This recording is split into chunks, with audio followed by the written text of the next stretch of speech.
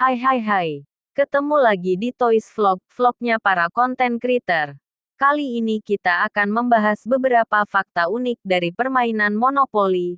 Oke guys, jangan kebanyakan bacot. 1.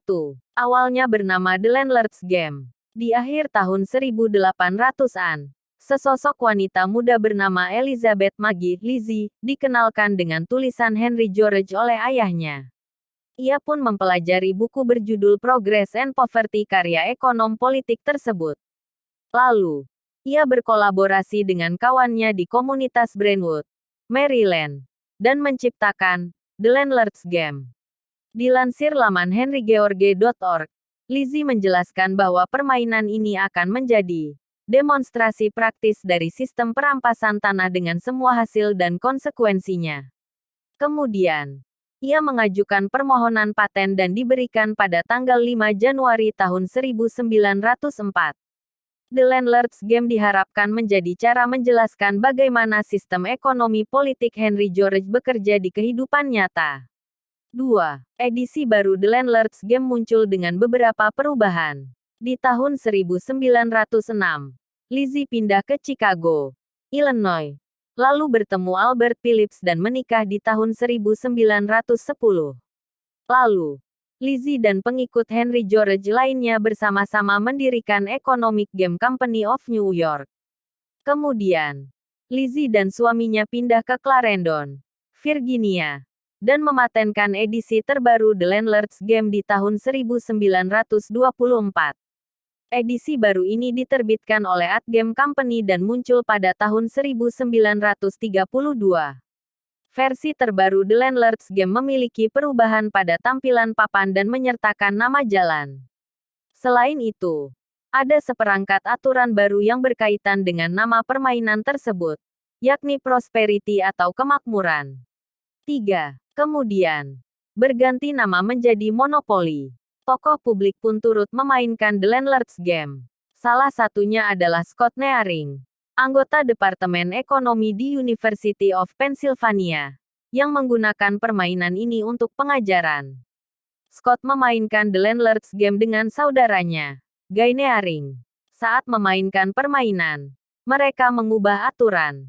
Contohnya, alih-alih hanya membayar sewa saat mendarat di blok properti, para pemain bisa mengadakan lelang untuk membelinya.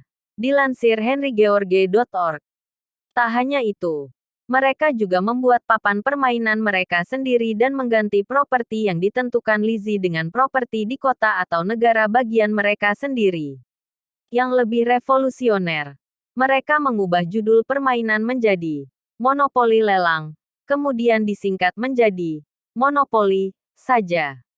4. Charles Darrow memodifikasi dan mematenkan permainan ini, lalu mendapat keuntungan besar. Kemudian, seseorang bernama Charles Todd memperkenalkan permainan ini ke Charles dan Esther Darrow. Menurut mereka, ini adalah hal yang sama sekali baru. Tak disangka, Charles Darrow berniat licik dengan memanfaatkan evolusi dan popularitas permainan. Di tahun 1933, ia mendapat hak cipta untuk edisi permainan yang telah disempurnakan. Ia membuat papan karton, lalu mengemasnya dalam kotak putih, dan dijual secara lokal di Philadelphia. Selanjutnya, di tahun 1935, Charles Darrow menyerahkan permainan tersebut ke U.S. Patent Office kantor paten AS. Sedihnya, pegawai kantor paten tidak menghargai asal-usul permainan yang diciptakan oleh Lizzie. Sudah bisa ditebak, Charles Darrow mendapat keuntungan besar dari hasil penjualan Monopoly. 5. Elizabeth Maggie hanya memperoleh paten $500 dan tidak mendapatkan royalti. Di tahun 1932, Parker Brothers membeli paten Lizzie seharga $500 dengan syarat Parker Brothers terus menerbitkan The Landlord's Game dan Monopoly. Apa yang terjadi saat Robert Barton, presiden Parker Brothers, menemui Lizzie? Robert Barton bertanya, apakah Lizzie menerima jika ada perubahan dalam permainannya? Lizzie menolak dan menegaskan bahwa dirinya tidak akan mengubah permainannya dengan cara apapun. Alasannya, permainannya dibuat untuk mengajarkan teori Henry George tentang perpajakan tunggal.